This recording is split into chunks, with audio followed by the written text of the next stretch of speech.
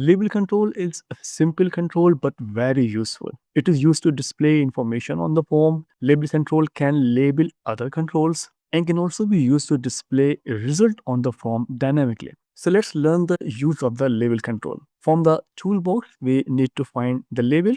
Here is the label control. Just drag the label and drop it on the form. Here is our label. Its default name is label1. And like other controls, label also have some key properties. The first property, as usual, the name property. We can change the name to our labels, especially when we need them in our code. Now, for example, name can be LBL. LBL is the prefix, and now the label functionality. For example, user information, right? This label is for displaying this user information. And now I will use this label to tell more about this display information button. For example, click the button to get the information about the user. And now we can put it right under the display information button. So this is the first use of the label. Display the information and guide the user about the program. Now, instead of displaying the information and tell the user what to do, we can also use the label to show the result and display the information dynamically. For example, when the user clicks on the button display information, we will display a user here in 3 different labels. Let's drag a label here. We can also copy and paste to create multiple copies like this and like this. Now we have 3 different labels.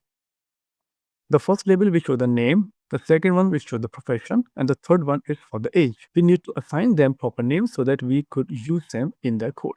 The label one is for the name. So the name of the label, a proper name should be like LBL name. The second label is for the profession. So the name should be LEL profession. And the third one is for the age. The name should be LBI age. And I am not going to remove the text. I will use the form load events to update the text property. Now our button's name is BTN display. Let's double click on the button to create the event. Here we have the click event for the button, and here we have the form load event. In the form load event, we will update the text property. LBL name or text name, LBL profession text,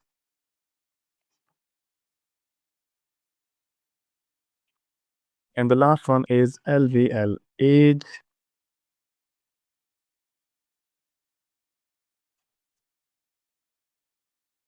So when the form loads, we simply updates the text in our label. So let's run the program and check the development now. And so you see the output. Text in our labels is now updated. Let's now program the display information button. So when the user clicks on the display button, we will assign the name to the name, profession to the profession, and age to the age. So we can simply copy this piece of code, paste it here, and now the name. We can put a name directly here, like this, or we can, let's say we have our data in variables, right?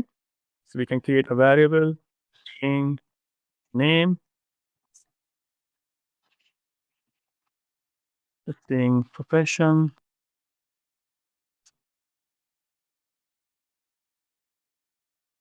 and int age, like this.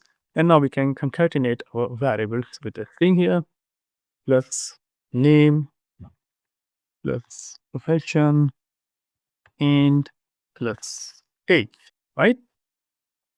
So data from the variables to the labels. So let's now run the program and check the output. Now click the display information and you will see the information on the form, right? Name is Sala, profession is teacher, and age is 40. Now you must have realized this control, the labels control, is very useful to display the information and the result. The label control has a lot of properties. As you can see there, some of them are very interesting and we change or update them quite often. The first property, interesting property, is the auto size property. Auto size property controls the resizing behavior. As you can see that enables automatic resizing based on the font size. When the auto size is set to true, the program will automatically resize the label based on the font size If you want to resize your label by yourself, you can simply turn it off like this. And now you can see you have the opportunity to resize your label. Let's change the auto size folds to all of them.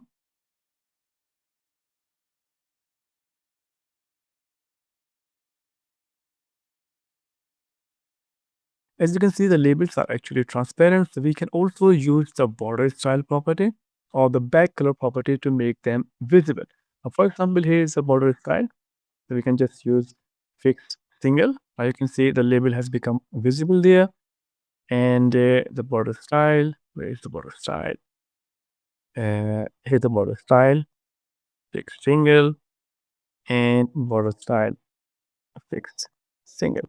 So you see all the labels have become visible. Another interesting property is the text alignment. The default text alignment is top left. As you can see, the text is top left. We can choose another option like left middle or bottom left, or we can choose this middle option. As you can see, the text is placed in the middle of the label. And the label control also has visible property. Using this property, you can simply hide your label and show it when the time is right. For example, when you want to show error or something. Let's see an example on that. Drag another label, a label control on the form like this. I'm going to change the name of the label. The name is LBL error, and the text, the label is error in higram. You can change the background color to make it look like an error. There is the background color.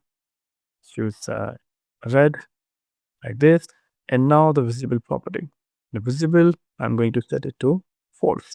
You won't see this table when the program is executed. And when the button is clicked, we are going to display this error message. So in our code, this is our button event. And right here, I will call the label error, now call the visible property and make it true.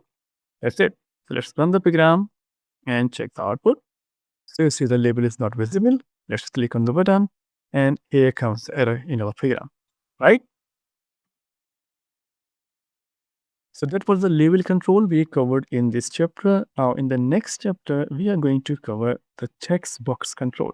Text box is the most essential control. Every application has one and more text boxes.